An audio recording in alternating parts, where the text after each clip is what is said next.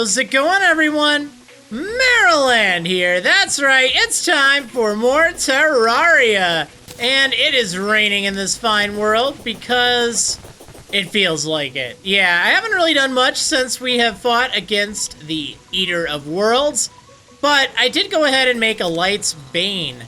This only took 10 Demonite ore, and you know what? I figured we're gonna need this eventually because, let me show you, this thing is used in a recipe later on.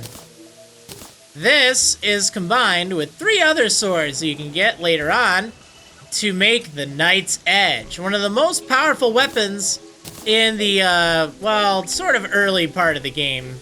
I guess without getting too spoilery, but yeah, it's pretty strong, so definitely do want to get one. So I figure, you know what, I'm gonna need to make it anyway. I might as well go ahead and, you know, make it and use that rather than the cactus sword. It's definitely a lot faster, but it does have the downside of, it's not as big. So when it's raining, you can pick water leaf in usually the desert by default, and you'll also get seeds from them. You see, if you harvest an herb in, let's see, in less than ideal conditions, like, for instance, if you harvest a day bloom at night when it's not blooming, you'll only get that herb. But if you harvest it in the ideal conditions, then you'll also get seeds for it. So, since water leaves bloom in the rain, now's a good time for me to pick them here, because then I can go and plant them when I eventually make my little greenhouse or whatever it's gonna be. Alright, well, today I'm looking for a meteor. That's what I'm doing. A meteor landed last time, and the best way to find a meteor is just to look back and forth. You'll find it on one side of your world, that's for sure. It won't crash near your base, don't worry. And it also won't crash near any NPCs or chests. So, thankfully, you don't have to worry about a meteor completely ruining everything you worked so hard for. Oh, a strange plant. Thank you very much. But yeah, now the fun part is finding that meteor. In fact, you know what? I actually forgot to do something. Something that I recommend doing when you're looking for a meteor is bringing some TNT with you. Or not TNT, what is it? Dynamite. Yeah, that's it. No. Yeah, dynamite. Oh, there's the meteor. Okay, so, if you have a stick of TNT, yeah, it's, well, whatever the stick is. I don't remember what it was called, if it's TNT or dynamite or what. But that's a great way to mine all this stuff, because I'm gonna tell you, you're gonna be in for a bad time if you just walk on over and try to mine it. Oh my gosh, I'm burning! Yeah, you cannot walk on this stuff, it's hot! There is an accessory you can make that will let you mine it and step on it safely. You can mine it safely, that's fine, but I think you need a nightmare pickaxe or greater in order to do that. But really important thing to mention. If you want to avoid all this stuff and all this damage, you can make this thing called an obsidian skull. It takes some obsidian, which you'd have to go down to the lava layer in order to get, but it is pretty effective at letting you walk on this stuff. You won't take any damage from it. So, it's definitely recommended to do that, before you mine this. Although, it's not actually necessary. There are a few other ways to get around it. For instance, you can toss sticky bombs or sticky TNT, and that's a great way to mine a whole bunch of it at once. Hopefully I didn't end up blowing up any of the meteorite that was on the ground, but it should be fine.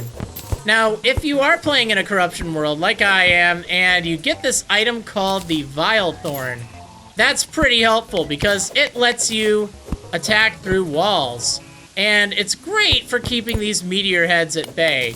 You can also just swing your meteor pickaxe. If you're wearing shadow armor, usually that's enough to keep them back.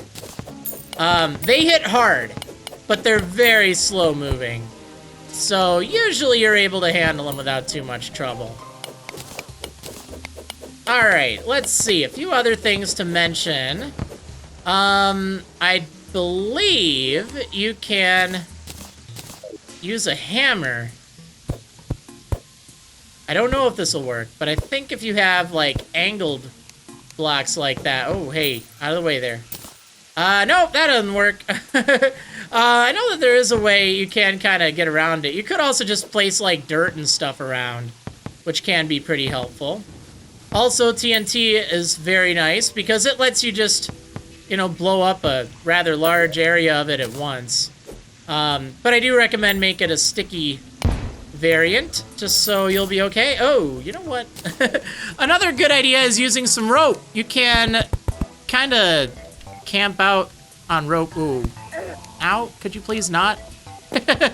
Alright, let me just get out of here. I was trying to do too much at once. Sometimes you just need to slow down a little bit. Alright, where was I? Let me drink healing potion, just so we're all healed. Yeah, it can be a little daunting of a task at first. I guess I could probably go back and get that TNT. This is actually a really big one. Let's toss another sticky bomb over there. Let's not blow up on it. Yeah, you want to make sure you have plenty of room for you to walk, too.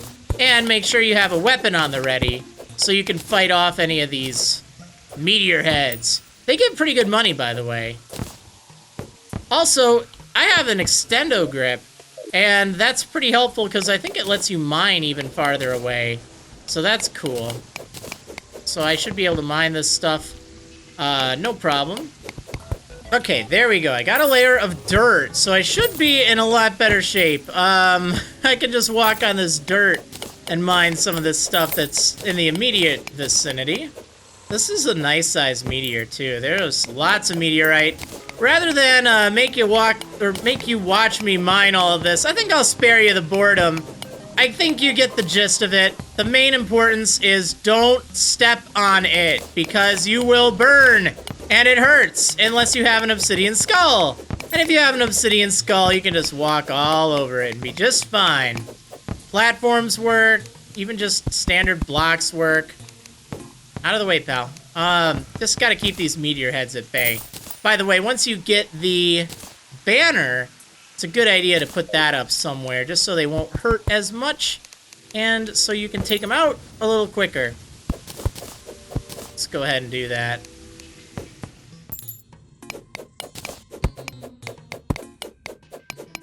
Alright, well, the music has changed from that one kind of music to the standard desert music, or whatever the music would be in the biome that the meteor landed. Because of that, that means that there are currently less than 50 tiles of meteorite around for me to mine. And it also means that the meteor heads will stop spawning.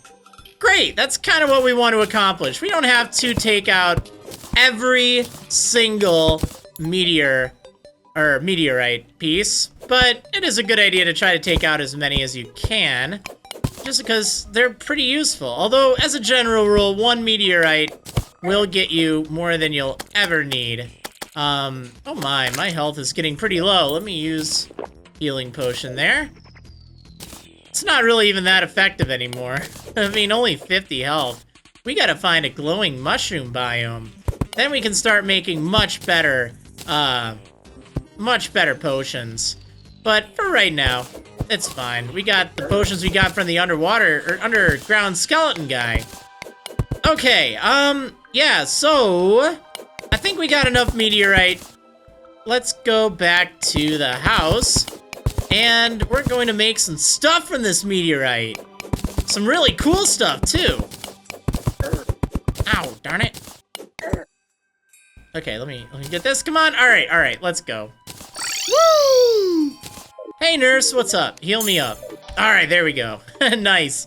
So, I got a whole ton of meteorite, but first I want to see what I get from my strange plant. Ooh, reflective dye. Interesting. I have a new chest for dyes and dye materials, so I might as well put that there for later. Actually, let's check it out. How does it look on the helmet? Oh, that looks awesome. It's kind of like just... Oh, you know what? Let me take off this stuff, because this purple is a pretty cool color.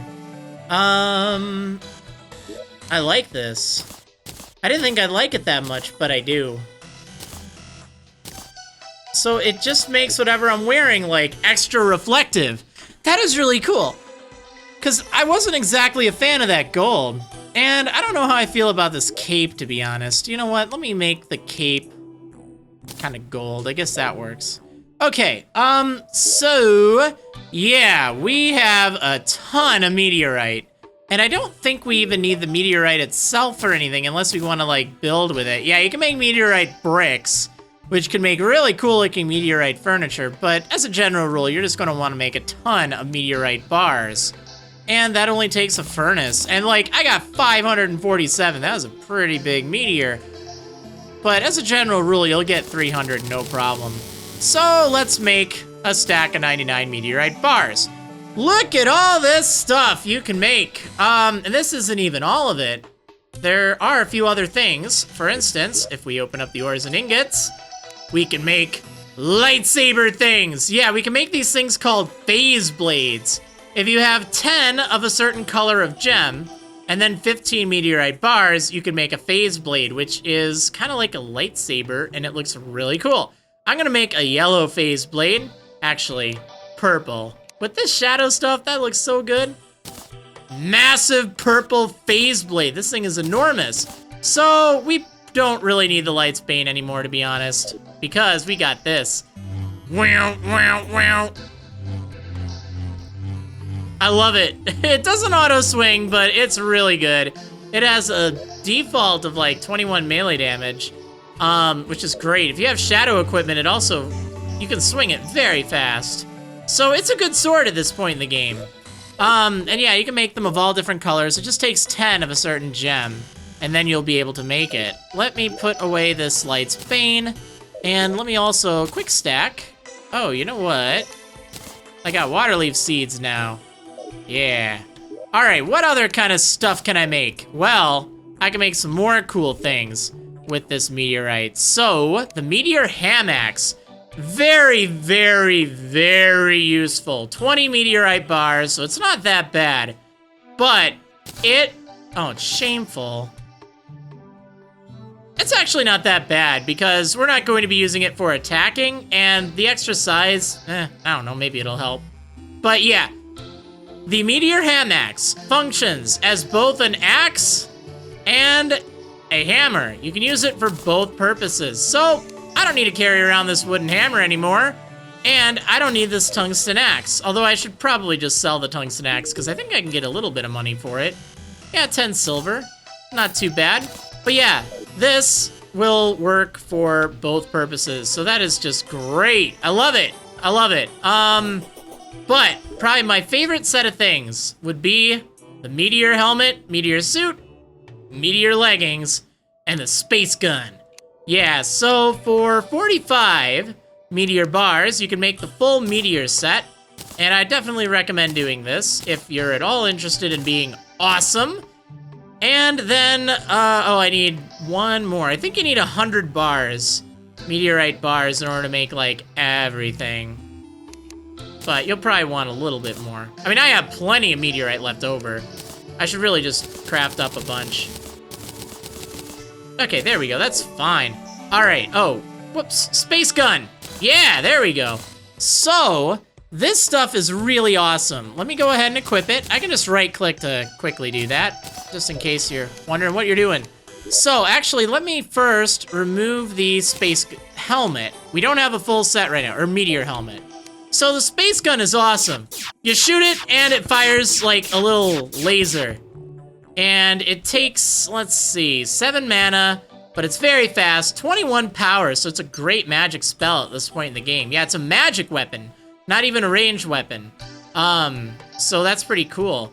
But the awesome thing is, if you have the full set of meteor equipped, not only do you get extra magic damage from each piece of equipment you have, so like now I'm up to 22 magic damage, but if you have the full set, it doesn't consume any mana!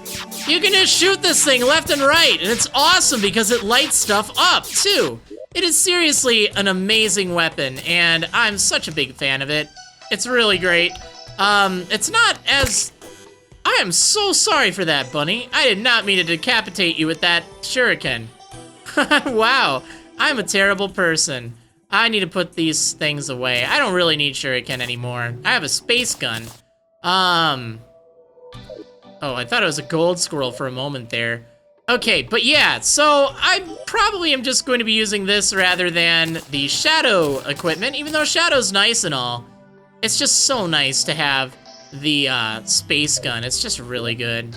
Also, the meteor suit, you have like a trail of flames and stuff when you're running. It's really cool. It's a lovely effect. I love it. It's awesome. All right, so one other thing you can do with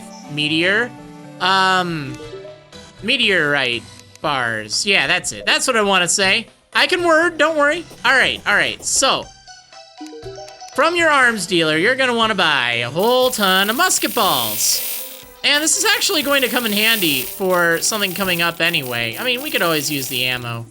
There we go. Also, you know what? I think I'm going to buy the mini shark. I really recommend buying the mini shark at some point in time. And I got a quick mini shark. That is insane, because that's gonna do so much damage. It's expensive, but if you fight bosses over and over again, that is a gold squirrel. That is a gold squirrel. See, a lot less expensive. It's like getting a 10 gold discount, because that thing just walked right over to me. Nice. All right, I'm not too worried about it now. Let me grab this mana star before it... No, fallen star. I wanna get it. So, yeah, the mini shark is ridiculous. Even with normal bullets, it's insane. Here, watch this thing. I don't know what I can shoot with it, though. I don't want to shoot bunnies. Here, let's just go over here and see if I can find, like, some zombies or something. All right, there's an eyeball. Target practice, right? All right, so the mini shark fires extremely fast. Yeah, it's amazing. You can just destroy so many things with this. And there's even a 33% chance it won't consume ammo. Although that does make up for the fact that it just burns through your ammo like nothing's funny. Really good weapon though, but you do have to watch your ammo usage. It's also great against some bosses, but because it has a really low... Oh my, Goblin Army is approaching. Well, that's interesting. The other thing I was going to say was you can make meteor shots with musket balls. But you know what? I think I'm going to save that for the next episode, because I think we're going to take on the Goblin Army in this episode. And that's an event that can happen after you have smashed a meteor, or smashed a shadow orb or a crimson heart. So, as a general rule, let's see, approaching from the west. Let's go ahead and open up my map. It seems like more often than not, they actually lie about what direction they're coming from. I always seem to get surprised by where they are.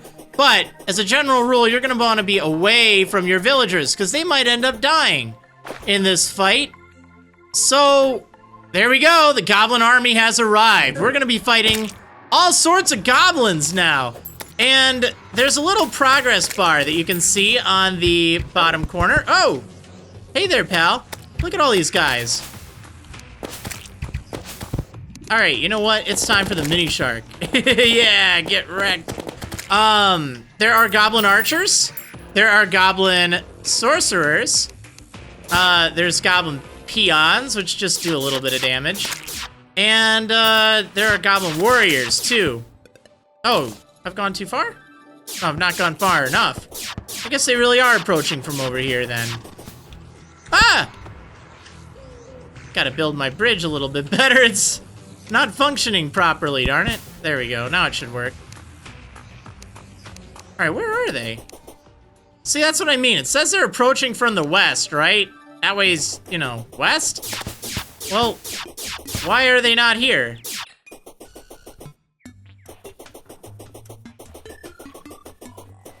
Alright, here we go. We'll find them this way, then.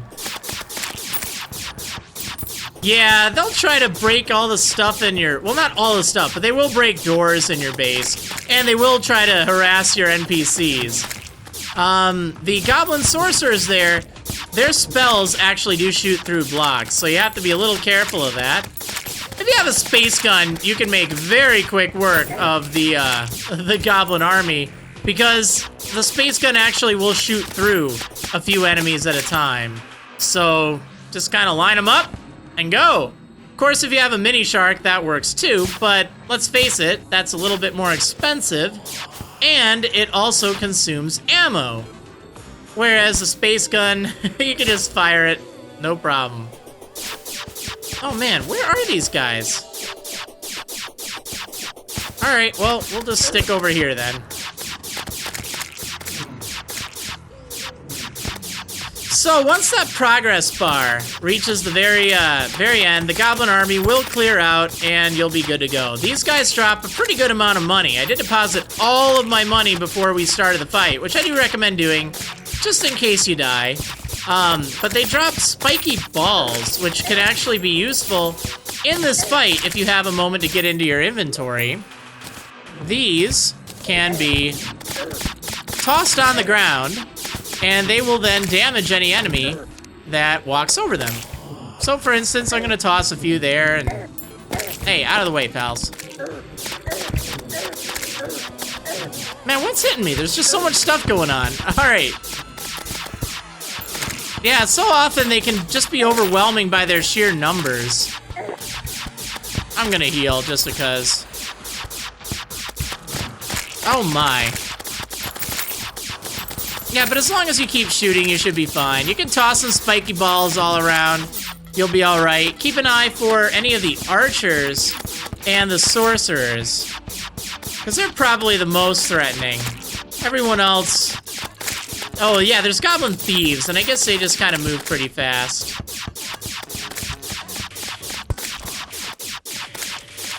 Woo! Oh man, don't shoot me, man.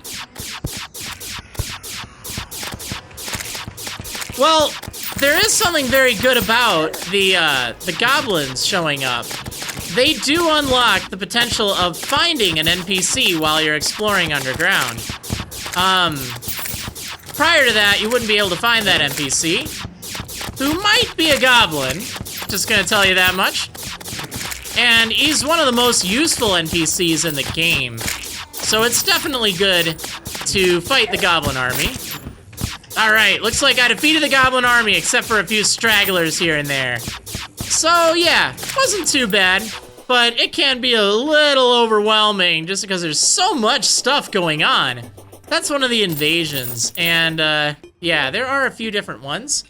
You could possibly get this item called a harpoon from them, but I didn't luck out, I didn't get it. But it's fine, because they do give spiky balls, which actually can be very useful in certain boss fights. The heck, now it's a slime rain fest! Alright, well, I guess we got another event going on. So, every now and then, slime will rain from the sky. You want to kill as many slimes as you can in this time.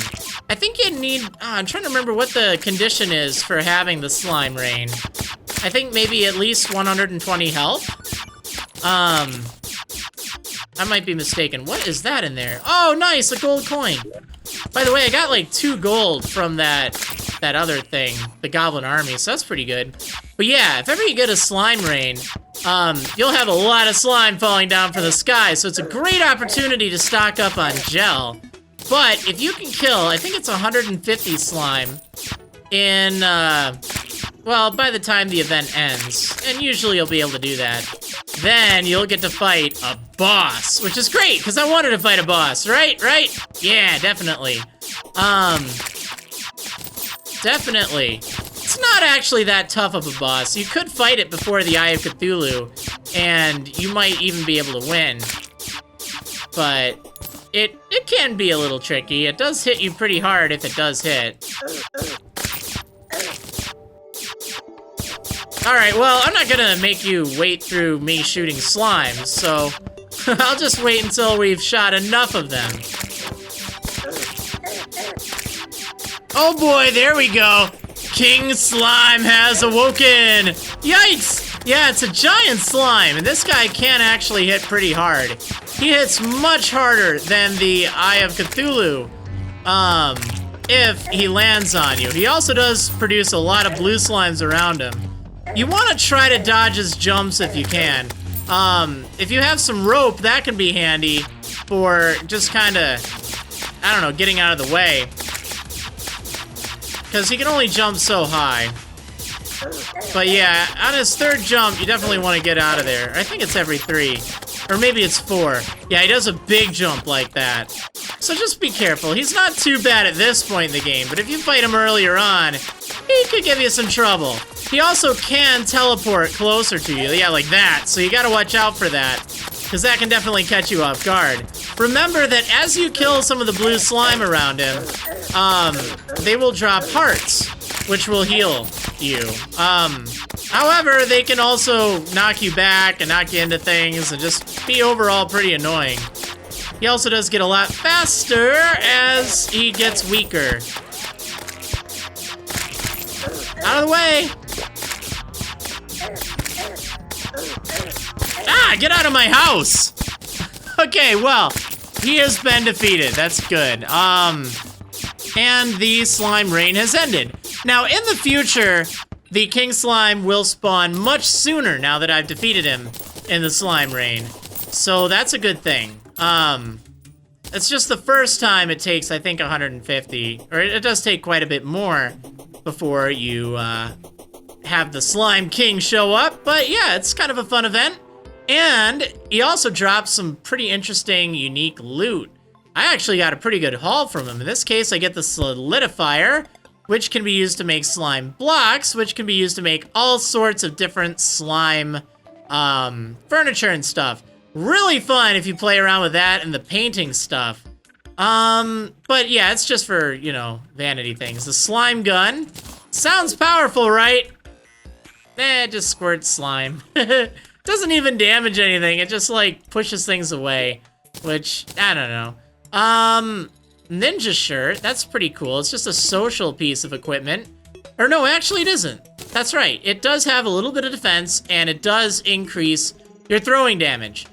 However, it's not really all that useful, to be honest. I usually just use it as a social slot thing, but it's still kind of an item that you can only get from the slime.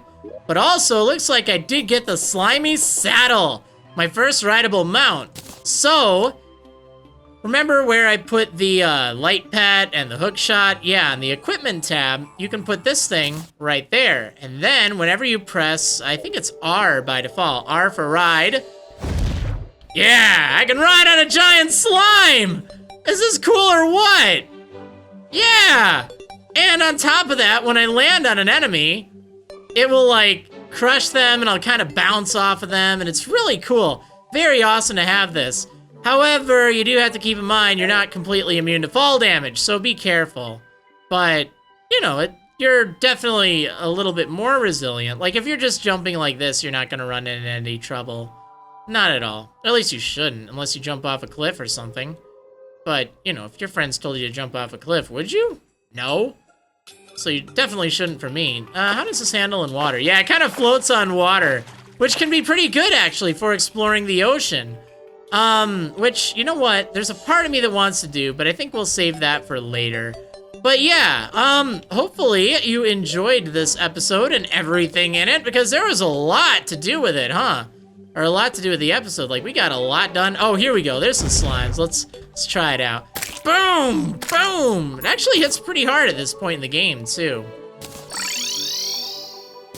Yep. Well, that was the slime reign, and that was the Goblin Army and all that stuff. So we got so much done, but it was great. It was great. I'm having a blast. Hopefully you did, too. Anyway, I will see you on the next episode of Marriland's Terraria Adventure. See you next time. Probably underground deserts. Yeah.